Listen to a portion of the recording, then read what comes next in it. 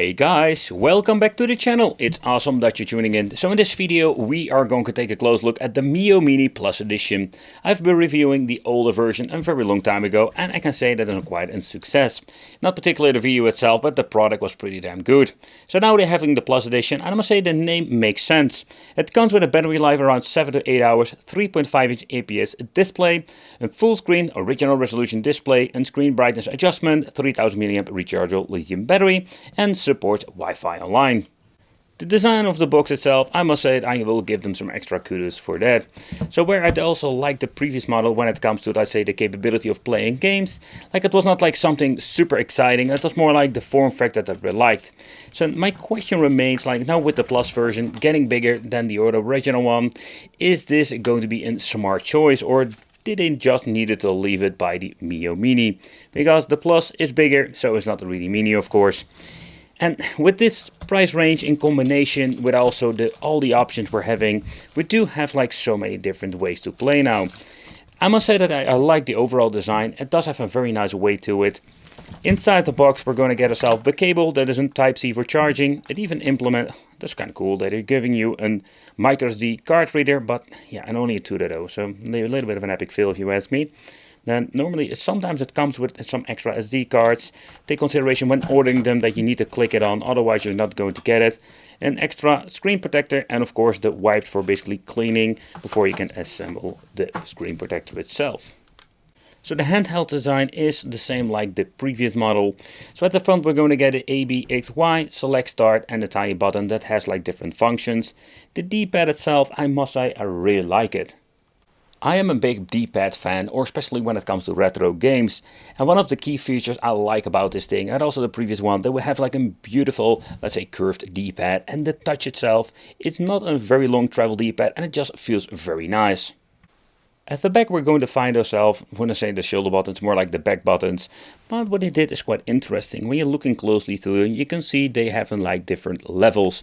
So actually when holding them, it will give you a little bit better way to basically use them now. But you know, I'm just going to be honest with you, I don't like these back buttons at all. I'm more like a shoulder button, of course, with this form factor Game Boy look-alike, it's absolutely impossible. At the start we're going to get the volume control, the power over here, and yeah, at the bottom we're going to get ourselves a jack out, then we're going to get ourselves the micro SD card. So there's something you need to take consideration if you're going to get yourself like these cards, like this, like a weird looking 64. Yeah, always make a backup or replace them with like better ones, because they are like not great quality and they can get corrupted out of nothing. And of course the Type-C for charging. Another cool feature what I love about the Miyoo Mini Plus, okay, let's go see if I can open this thing up. Oh, there we go. Is that we're having like a replaceable battery. I think this is not like a common one. What you need to do basically is just check it out. When you're getting a different battery, you need to check it which connection you're having, so you can have like the form factor, but also basically the connection need to be the same. Or maybe Miyoo Mini will like sell like replacement batteries. So yeah, there is no coating on here. So what I have seen with, let's say, the normal LiPo batteries, they're having like a coating that makes it a little bit easier to find them on AliExpress, but there was nothing else. So I'm hoping they will release a little bit more information or sell these batteries separately. But first let's remove this screen protector, because I'm also forgetting that. At the top we're going to get 3 LEDs, and that's basically an indication how full the battery is. So another basic feature, but it is simple. Powering on, it will take some time to boot it up, but not like super long. It's like 20 seconds or so. So the menu is the same like the previous model. So what you're going to get is a great option. Yeah, I like it. I like it a lot. We're going to get recent favorite game RetroArch, then we're having app settings, and that's basically with the first menu. Over here with the settings we have even different kind of brightness, and I can tell you this thing goes very bright.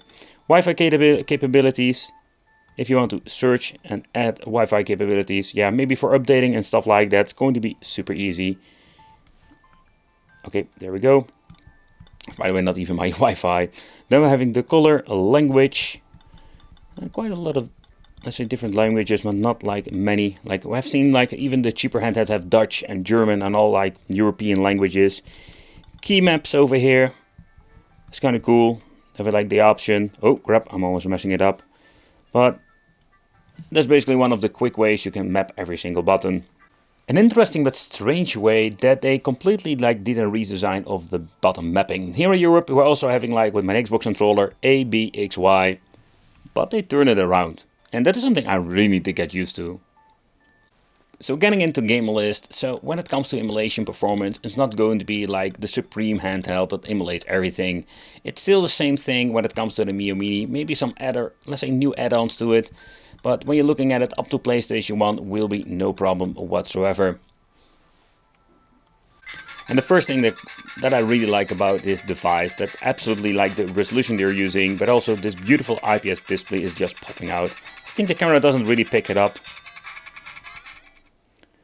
Especially when you want to enjoy some retro games. You really didn't like the previous model when it comes to, let's say, the overall, let's say, size. This can be a better option, but later on we'll do a side-by-side comparison with this.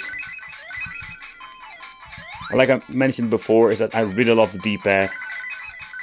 There is no analog stick, so if you're like a person that loves to play with analog stick, you will be disappointed.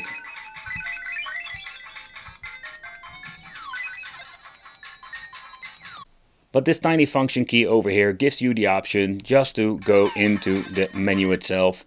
And here we're having some cool options like save and load. We're having the option over here and the native menu. So you have to mess around with that if you want to. But again, just a very quick, easy way to navigate and just play your games and make a quick load and quick save. But when you take a close look at the screen size and everything, that basically just the way how this looks in combination with a screenshot, I think it's not a great combination. And yeah, there's a little bit of a bummer, so they should basically leave it out in my opinion, because I find it a little bit messy this way. But I really love myself some old school games, and that is one of the reasons I really love also the previous model. So I in particular really like to play some Mortal Kombat with MAME. It's not the most demanding game, of course there are some more demanding games out there, but it's just a great example how it can able to run on the device like this.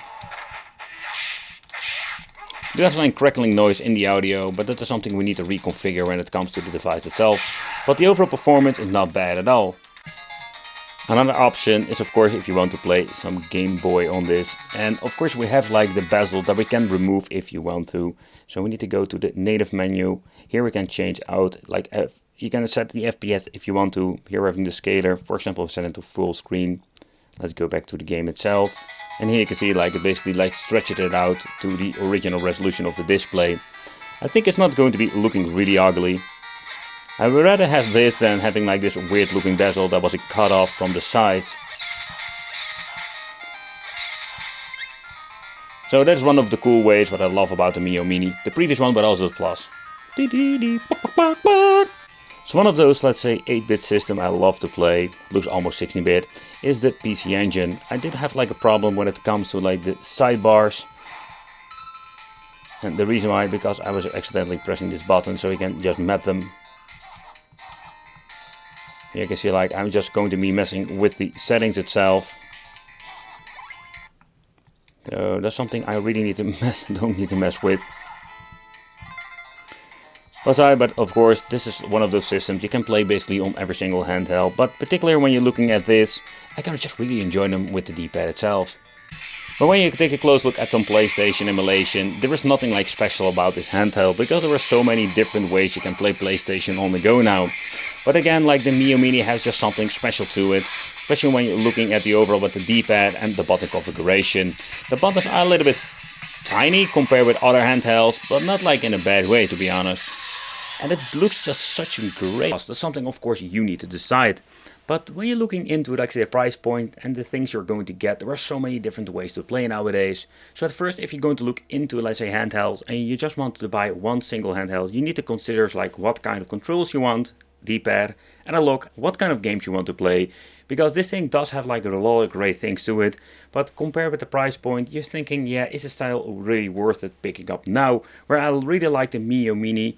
The Plus edition is absolutely great, and for my hands it plays so much more comfortable, but it also comes with a different price point. I'm thinking, yeah, shouldn't I spend a little bit more money or just get something that basically offers way more? Thank you for watching, consider subscribing, and it would be great just to see you in the next video.